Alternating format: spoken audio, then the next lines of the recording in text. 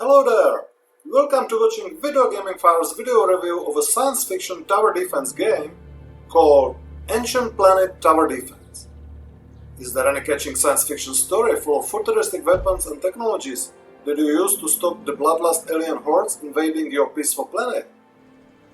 Is it just another classic tower defense game that everyone has seen many times before, or are there any original elements bringing the fresh air to this popular genre? Will you be suffering more under the raids of alien hordes, or are a merciless difficulty that won't let you take a breath between them? Does the game have responsive controls and user-friendly interface letting you promptly react to the situation on the battlefield? Are the game graphics, music and sounds able to please your eyes and ears, or do they rather match the word in the name of the game, Ancient? Let's find out all the answers and even more in my Ancient Planet Tower Defense video review.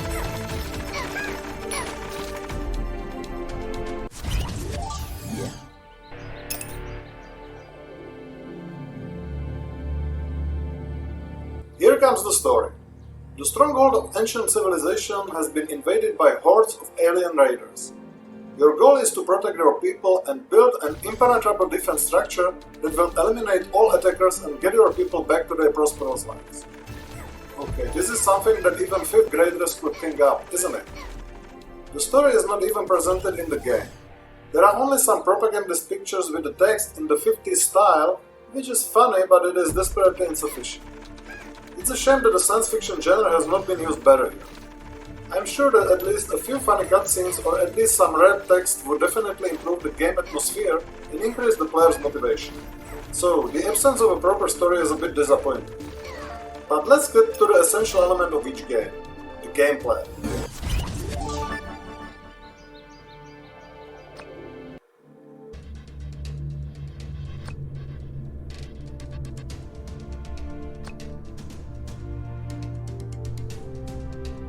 The first missions will guide you a bit through the main game mechanics. You will learn how to build the basic towers, upgrade them, and use the other means of base protection like concrete blocks or landmines.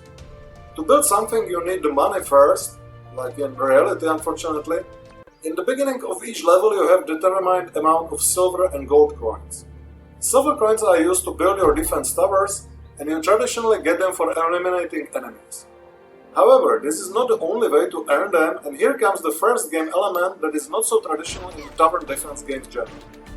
You build the mines that generate the silver coins in determined time intervals. To build the mines as fast as possible is actually critical for your success because the amount of silver coins earned from eliminating enemies is rather low, and the towers and their upgrades are rather expensive. The mines can be built on designated places only and are bought for gold coins that you also get for eliminating enemies. However, they drop from them on a random basis, so you never know where exactly you will get them. This is quite a controversial element of the gameplay for me, because sometimes you get a gold coin for the first wave of enemies, so you can start to build mines and your defense structure quickly, while sometimes you need to destroy the first 2 or 3 waves of enemies first to earn your first golden coins. As the game speed is rather high and the enemy waves become larger quickly, it is necessary to build and upgrade the towers as soon as possible. And your success is quite often based on luck, because if gold coins do not start to drop quickly enough, you have almost no chance to keep up the speed with the growing alien hordes coming to attack your base. On one hand, it makes the game more variable, but I'm not sure that in a good way.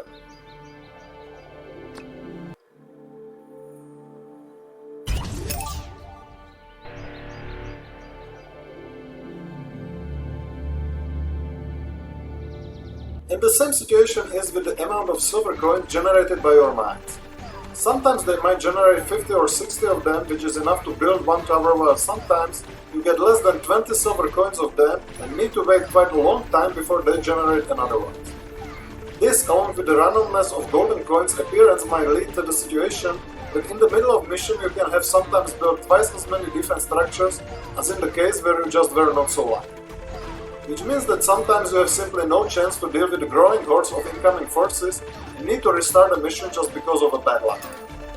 This is quite an original idea, but I do not think that it belongs to a serious strategy game. What kind of defense structures can you build to protect your base, and what kind of enemies will you need to use them against?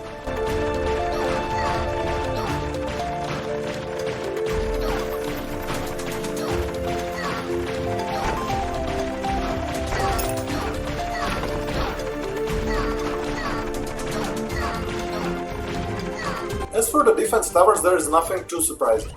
There is a machine gun tower that is not very strong but fast and has high fire rate, an energy tower that is strong but slow and highly effective against non-physical enemies. Then there is a cryogenic tower that causes minimum damage but slows down enemies in its range and mine producing the silver coins.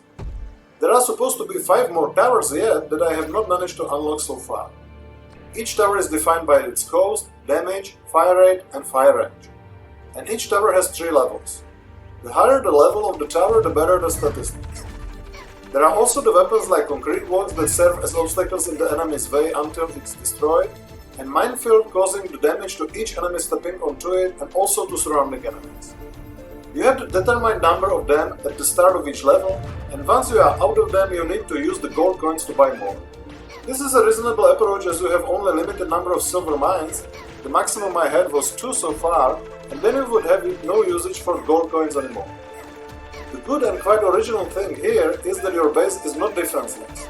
There is a machine gun and energy dome with the same functionality as your machine gun and energy towers. The weapons on your base are also upgradable, so there is really a lot of stuff to upgrade, which is good and makes you think up wisely where to distribute the diamonds needed for upgrades. How do you get them? Simply by earning the stars in 3-star system that we are used to from many other tower defense games, and not just that. In the menu between the levels you can permanently upgrade your towers by higher damage, fire rate, or give them special skills like missile launcher to machine gun tower or armor destroyer to energy tower. This can be more or less seen in almost every tower defense game. What differs Ancient Planet from typical tower defense games is that there is not a limit for maximum number of enemies that can reach your base, but your base has hit points and the enemies that make it close enough start shooting at you. Once your base runs out of hit points, you need to restart the level. The hit points of your base are also upgradable, as same as the special skills in form of regeneration. In general, there are many upgrades in Ancient Planet and it will definitely take some time before you get all of them.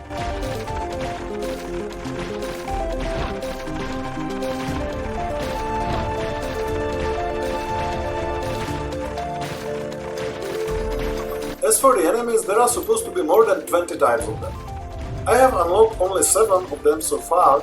The physical ones like Soldier, Trooper, Flying Skull, slow but very powerful Destroyer, and very irritating Doctor that can periodically heal surrounding units until you eliminate them. Each of them is defined by the number of hit points, fire range, speed and damage.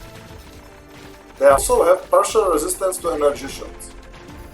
Then there are ghosts called Eludrians, private and officer that have quite a strong resistance to the classic buttons. The game usually combines all enemy units to make the variable waves in each level, which makes you tactically use all kinds of your towers and weapons. I can say that I am satisfied when it comes to variability of both your enemies and defense structures. How about the game difficulty and controls?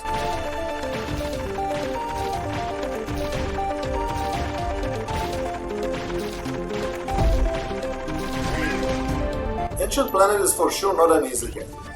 The game sends your hordes of enemies to your base very quickly, so the key is to build your base in a way that is able to eliminate the wave of enemies before the next wave starts. This forces you to act quickly and wisely as you really need to find the right combination of towers to be able to deal with all types of enemies. There is a pause button, but unfortunately you cannot build a game when it's paused, unlike in some other tower defense games, which makes this feature virtually useless. Along with the already mentioned system of randomness, the game will most likely make you restart missions quite a lot, and not always because of your fault. Luckily you can choose between the medium and easy difficulty.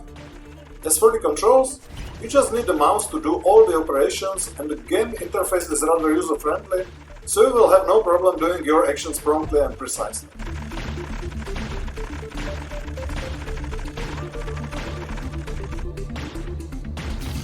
The game graphics are nice, smooth and colorful with detailed objects. You see the scene from the isometric view, which is well chosen to have full control over the battlefield. All types of enemies are also easily recognizable from each other, so the game looks nice and runs smoothly even on low specs machines. Music is around average. It fits the game, but there are not many motifs, so it starts to repeat itself quite soon. Sounds are good. You hear screaming of dying enemy soldiers along with a concert of sounds made by your machine guns and energy towers. The If only there was some dubbing, as a few well-written one-liners would make the game atmosphere better for sure.